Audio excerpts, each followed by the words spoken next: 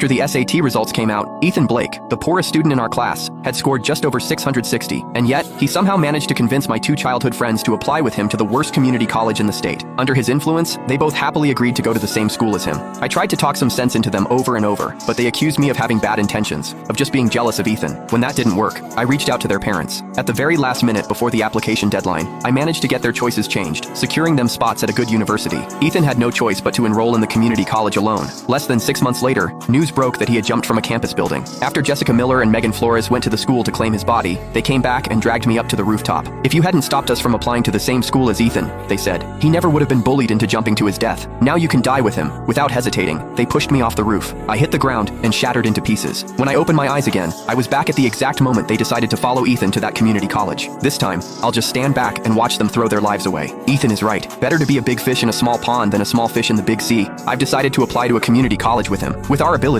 even at a community college, we'll still be the standout figures. Seeing Jessica and Megan agree to go with him, Ethan's face lit up with joy. Then he turned his gaze toward me. Ryan, you should come with us too. The four of us have always been a team. I really don't want to be separated from you all. Looking at the three familiar faces before me, it hit me all at once. I had been reborn. I had returned to the moment right after the SAT scores were released. Jessica, Megan, and I had all scored above 1,400, more than enough to get into top universities in the country. But Ethan, the poor student who had only scored a little over 660, had somehow managed to persuade us to follow him to a community college instead. This time, if they wanted to go, they could go. I wouldn't waste a single word trying to stop them again. I stood up immediately. Choosing a college is a major decision. I'm going home to discuss it with my parents before I fill out my application. Ethan's expression instantly turned pitiful. Ryan, do you not want to stay with us anymore? I had already seen through his manipulative act in my previous life. I had no intention of getting tangled up with him any further. In this life, I just wanted to stay far away from these three unhinged people and live in peace. I turned to leave and started packing my things, but Jessica and Megan blocked my way. Ryan Jenkins, what's that supposed to mean? Ethan made a kind suggestion. Are you going or not? Give us a straight answer. We don't have time to wait for you. You're already 18. Can't you make up your own mind? Where you go to college? Don't you even know that yourself? Looking at them, the vicious expressions from my previous life suddenly flashed in my mind. The moment they had shoved me off a 36-story building, a chill ran down my spine. If that's how it is, then I'll be blunt. My first choice will definitely be Harvard